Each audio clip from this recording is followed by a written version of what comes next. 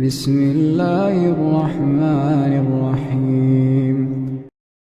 Louange à Dieu, maître des univers, nous témoignons qu'il n'y a de Dieu que Dieu et que Muhammad sallallahu alayhi wa sallam est le messager de Dieu. Mes chers frères et sœurs en islam, je vous recommande ainsi qu'à moi-même la piété, le fait de craindre Dieu. Allah est avec ceux qui le craignent. Le prophète sallallahu alayhi wa sallam ne nous a jamais donné une recommandation sans vouloir en cela notre bien, en ce monde et dans l'au-delà. D'après Abu Huraira, que Dieu soit satisfait de lui, un homme dit au prophète sallallahu alayhi wa sallam, « Fais-moi une recommandation ». Le prophète sallallahu alayhi wa sallam lui répondit, « Ne te mets pas en colère ». Il répéta cette parole plusieurs fois, « Ne te mets pas en colère », rapporté par Al-Bukhari.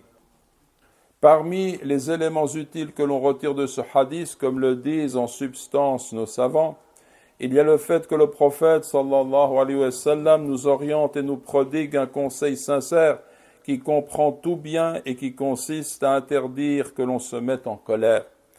Et cela du fait que l'état de colère peut conduire à des malheurs et des nuisances. Mes chers frères et sœurs, il ne fait aucun doute que la colère qui est blâmable constitue l'une des armes dont se sert le diable maudit pour semer la corruption et nuire aux humains. La colère peut amener un individu à insulter son frère, occasionnant ainsi la rupture des liens de fraternité, et bien plus transformant l'amitié en hostilité. La colère peut aussi conduire à la cassure des liens de parenté au sein d'une même famille, à la séparation des conjoints, voire la dispersion des enfants. La colère peut se traduire par la violence verbale et les insultes, et aussi par la violence physique. Dans certains cas, cela peut aboutir au meurtre. Historiquement et jusqu'à nos jours, combien de tyrans ont été pris d'un accès de colère et ont envoyé leurs armées au combat, non pas dans l'intérêt de leur peuple ou pour sécuriser une région, mais par un fanatisme dévastateur. C'est pour cela que notre prophète sallallahu alayhi wa sallam a donné avec honnêteté le meilleur conseil lorsqu'il a répondu à celui qui lui demandait une recommandation: « Ne te mets pas en colère ». Parole qu'il répéta plusieurs fois pour souligner son importance. « Ne te mets pas en colère ». Le prophète sallallahu alayhi wa sallam a dit également « L'homme fort n'est pas celui qui terrasse les autres ». Les compagnons demandèrent « Qui donc peut être considéré comme l'homme fort au messager de Dieu ?» Il répondit sallallahu alayhi wa sallam « Celui qui se maîtrise alors qu'il est en colère ». On retire de ce hadith, comme l'indiquent nos savants, qu'il convient de s'éloigner de la colère du fait qu'elle comprend des nuisances corporelles, psychologiques et communautaires. Notre Seigneur, exalté soit-il, a fait l'éloge de ceux qui parviennent à réprimer leur irritation.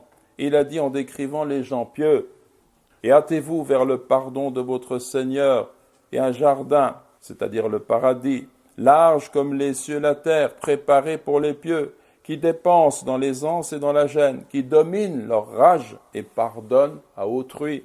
Et Dieu aime les bienfaisants. » Allah nous a fait comprendre, exalté soit-il, que les hommes réellement dotés de la vertu de la patience sont ceux qui parviennent à rendre le bien pour le mal. Il est dit dans le Coran, « La bonne action et la mauvaise ne sont pas égales. Repousse le mal par ce qui est meilleur. Et voilà que celui avec qui tu étais en conflit devient tel un ami chaleureux.